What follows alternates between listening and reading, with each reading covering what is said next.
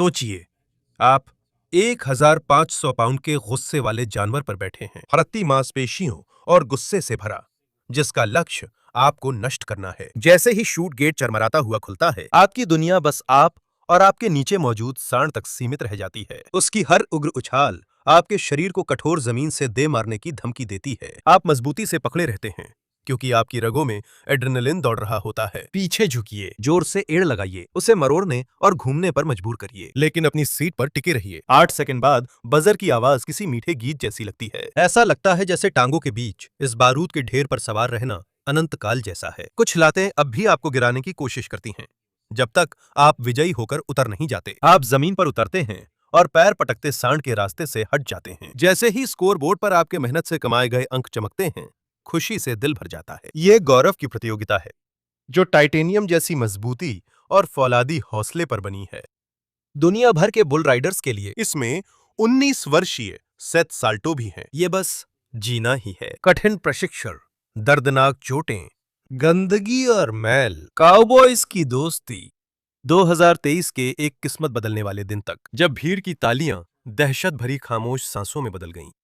उन आखिरी पलों में इस बुल राइडर के साथ क्या हुआ? उन डरावने पलों में अल्बर्टा के अनंत सुनहरे खेतों पर भोर की गुलाबी उंगलियां फैलती हैं, जैसे ही साल्टो रैंच जागता है।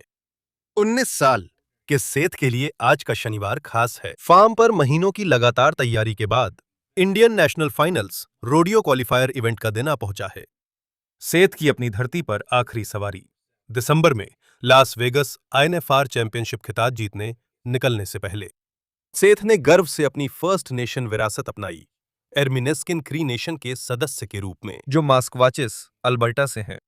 उनकी आदिवासी जड़ें रोडियो समुदाय में सक्रिय भागीदारी से गहराई से जुड़ी थीं। साथ ही सेठ की पहचान में भी साल्टो ने अपने बुल राइडिंग कौशल और दृढ़ संकल्प को अपनी संस्कृति के कुशल घुड़सवारों और रोडियो चैंपियनों की लंबी विरासत के सम्मान के सपनों से विकसित किया।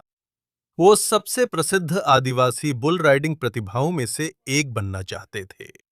अपनों में एक चमकता सितारा। सेठ ने प्रतियोगिताओं में अपनी जनजाति का प्रतीक गर्व से पहनकर उन्हें श्रद्धांजलि दी।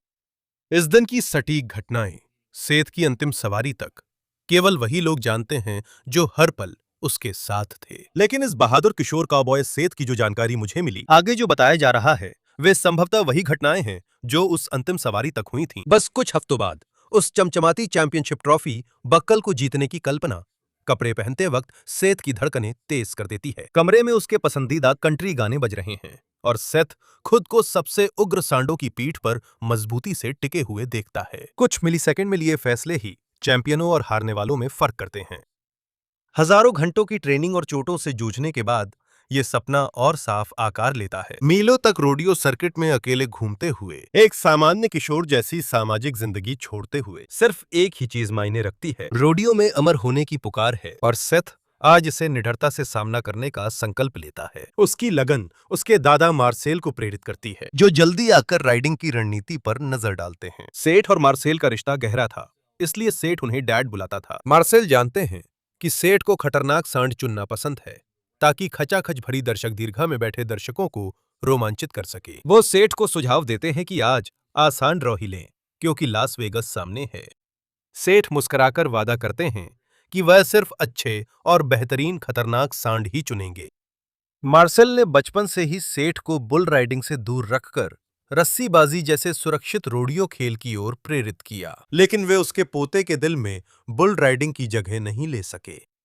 सेठ का दोस्त और राइडिंग पार्टनर ट्रायन साइमन जल्द ही उन्हें मैदान ले जाने आता है। ट्रायन के पेट में प्रतियोगिता की घबराहट से हलचल मच रही है, लेकिन सेठ की तीव्र लेजर जैसी नजर देखकर वह खुद भी बेफिक्री का दिखावा करता है। उनकी भाईचारे वाली प्रतिस्पर्धी प्रतिद्वंदिता थोड़ी देर के लिए फिर से जाग उठती है, जब ट्रायन सेठ को आज अपनी खुद की 78 अंकों की सवारी से बेहतर करने की चुनौती देता है। सेठ हंसकर दावा करता है कि वह ट्रायन के देखे सबसे खतरनाक सांड पर भी 90 से ज्यादा अंक ला सकता है। ये मजाक दोनों युवकों को सहज करता है, जिससे रास्ते भर इंतजार का रोमांच खुलकर महसूस होने लगता है। जब ट्रायन अपने दोस्त के बारे में सोचते हैं तो कहते हैं, वह बहुत खुशमिजाज और दयालु थे। वह हमेशा दूसरों की भावनाओं का ध्यान रखते थे। वो हमेशा आपके लिए मौजूद रहते थे। लेजेंडरी चिनिकी रोडियो ग्राउंड्स, जहां सेठ ने आखिरी सांस ली, यह स्टोनी नकोडा फर्स्ट नेशन की खूबसूरत वादियों में स्थित है, कैलगरी के पश्चिम में। ये पवित्र जनजातीय भूमि अपने आदिवासी लोगों की आत्माओं को पोषित करती है और रोडियो अखाड़े में प्रतिस्पर्धियों की हिम्मत को चुनौती देती है।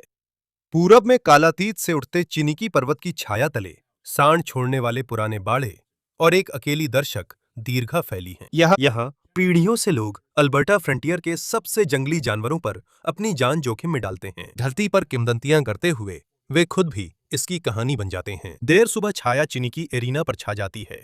विक्रेता धुआं छोड़ते बारबेक्यू चूल्हों को रिंग के पास लाते हैं और प्रतियोगी अपनी जोड़ी की पर्ची दर्ज कराते हैं। बोनस इवेंट की अच्छी खासी अतिरिक्त इनामी रकम हर क्षेत्रीय स्टार को आकर्षित करने का वादा करती है। सेठ आज खुशी से अपने घर की जमीन की रक्षा का जिम्मा उठाता है। वह तेजी से बांह, गर्दन और कलाई की स्ट्रेचिंग करता है। सेठ हर संभावित बैल पर सहज, लयबद्ध सवारी की कल्पना करता है। जजों के स्कोर और एरिना की आवाज धीमी हो जाती है। सिर्फ दिल की धड़कनें सुनाई देती हैं, जैसे उसकी और सान की धड़कनें एक लय में मिल जाती हैं, जो जीत की ओर ले जाती हैं। शायद उसका सबसे बड़ा हीरो लेन फ्रॉस्ट भी उसके दिमाग से दूर नहीं था।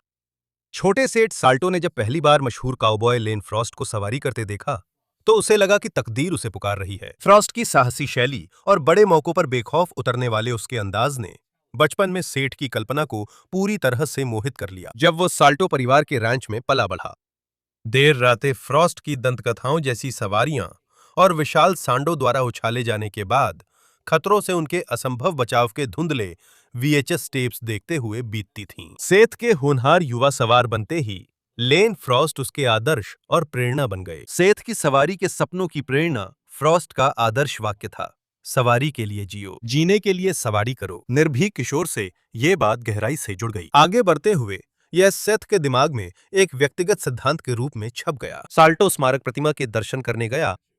फ्रॉस्ट की शाइन फ्रंटियर डेज चैंपियनशिप सवारी का सम्मान में दुखद तस्वीरें देखकर वह भावुक हो गया, जो उन चोटों की कहानी बताती थीं, जिन्होंने 1989 में फ्रॉस्ट के असाधारण करियर और जीवन को समय से पहले खत्म कर दिया। अपने हीरो की तरह साहस से सवारी करने की कसम खाते हुए साल्टो अक्सर दोस्तों से फ्रॉस्ट की अविश्वसनीय वापसी वाली सवारियों और उसके करिश्मे की बात करता था, जिसे वो अपनाना चाहता था। डरावनी बात यह है, किस्मत उनकी कहानी दोहराएगी। कम उम्र में उनका एक जैसा दुखद अंत चौंकाने वाला था। स्टैंड्स दर्शकों के उत्साह से खचाखच भरे थे। नीचे पशुबाड़ों और शूट्स में सेठ जैसे प्रतिभाशाली काउबॉय तैयार हो रहे थे। घबराहट और एड्रेनलिन से गेट्स पर टापों की धमक और तेज हो गई थी। सेठ दबाव भरे माहौल से वाकिफ था, क्योंकि वो कई बार इंडियन नेशनल फाइनल्स रोडियो के लिए क्वालिफाई कर चुका था। हालांकि वो अभी भी एक उभरता हुआ खिलाड़ी था। सेठ ने पिछले 5 सालों में दिखा दिया था कि वो अपनी उम्र से ज्यादा साहसी और निडर है। करीब शाम 5 बजे सेठ शूट्स की ओर बढ़ता है।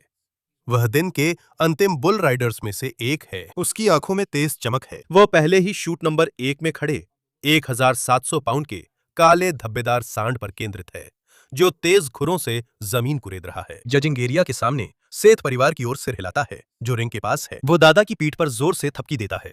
उसकी मुस्कान उसके सख्त जबड़े पर झलक रहे तनाव को नहीं छुपा पाती, जो बताता है कि वो आने वाली बेदाग सवारी की कल्पना में है। किसी की मदद से सेठ खुद को मजबूती से मांसपेशियों और गुस्से की गरजती मालगाड़ी के ऊपर खींच लेता है, जो नीचे दबी हुई उग्रता से उबल रहा है। वो अपना सामान ठीक करता है, इशारा करता है कि वह तैयार है। सफेद बुल रोप और चमकीली सुरक्षात्मक बनियान में शानदार लग रहा है। हेलमेट और घिसे हुए लेदर के चैप्स। सेठ बिना हिले बैठे हैं। सख्त और लड़कपन भरे आत्मविश्वास की जीती जागती तस्वीर। सेठ जल्दी से ठुड्डी हिलाकर गेट खोलने का इशारा करते हैं। चीखते हुए गेट खुल गए और सेठ झटके से बाहर निकले, उस मरोड़ खाती घूमती हुई मांसल मिसाइल से चिपके हुए। समय थम गया जब फुर्तीला काउबॉय हर झटका सह रहा था। चमड़े के दस्ताने उस घूमते हुए जिस्म पर इतने कसकर जमे थे कि पोर सफेद पड़ गए थे। लेकिन कई सेकंड की लड़ाई के बाद सेठ की पकड़ छूट गई। नीचे उग्र सांड ने उसे हवा में उछाल दिया। कुछ ही पलों में सेठ की दुनिया हमेशा के लिए बिखर गई। वो सख्त मिट्टी पर गिरा, उससे पहले सांड का सींग उसके सिर के पीछे जा लगा। किसी तरह उसका हेलमेट नहीं टूटा। वो धीरे धीरे अखाड़े से निकला, फिर जमीन पर गिर पड़ा। सेठ के दादा मार्सेल सेठ के दुखद अंतिम क्षण बताते हैं। मार्सेल ने कहा, उसे जोर से चोट लगी थी। उन्होंने कहा कि पोता हेलमेट और सुरक्षा उपकरण पहने था। वो उठा, अखाड़े से बाहर गया और अपने एक कजिन से बोला, मेरे दादाजी को बुलाओ। फिर वो गिर गए, यही आखिरी था। वे उसे एम्बुलेंस में ले गए। वे वहां से आधा मील भी नहीं गए और वो चला गया। हम वहां दौड़ते हुए पहुंचे, लेकिन वो जा चुका था। मुझे लगता है पूरा रोडियो हमारे साथ था। सेत की मां रेलेन को चिनिकी रोडियो ग्राउंड्स पर मौजूद एक दोस्त के फोन से ये दुखद खबर मिली। जब वह बेहोश हो गया और वे उसे होश में लाने की कोशिश कर रहे थे, तब उसने मुझे फोन किया, रेलेन ने कहा। फिर सिग्नल चला गया। टकराव के बाद सेत को बाहर ले जाया गया। आयोजकों ने ड्यूटी पर एक डॉक्टर तैनात किया था, जिसने प्राथमिक उपचार दिया। कुछ ही देर बाद एम्बुलेंस उसे स्थानीय अस्पताल ले जाने के लिए पहुंच गई। ईएमएस कर्मियों में से एक ने बताया कि उन्हें गंभीर सिर की चोट की कॉल मिली थी, लेकिन दुखद रूप से एम्बुलेंस में उसे कार्डियक अरेस्ट हो गया, जिसने सेठ साल्टो की जान ले ली, जब वो अपनी 20वें जन्मदिन से कुछ महीने दूर था। साल्टो की जान लेने वाला सांड उत्तरी अल्बर्टा के एक पशु आपूर्तिकर्ता का था। उसे इस बात का पता है कि एक बुल राइडर हर बार जब वह रोडियो एरिना में कदम रखता है तो खुद को एक खतरनाक स्थिति में डालता है। हालांकि समिति के सदस्यों ने नहीं सोचा था कि ये सांड ऐसी दुखद मौत का कारण बनेगा। अपराध बोध और दुख बहुत भारी है, लेकिन वे जानवर को दोष नहीं देते। आखिरकार बैल भी उतना ही प्रशिक्षित होते हैं जितना कि उनके काउबॉय। उन्हें भी एक काम करने के लिए तैयार किया जाता है।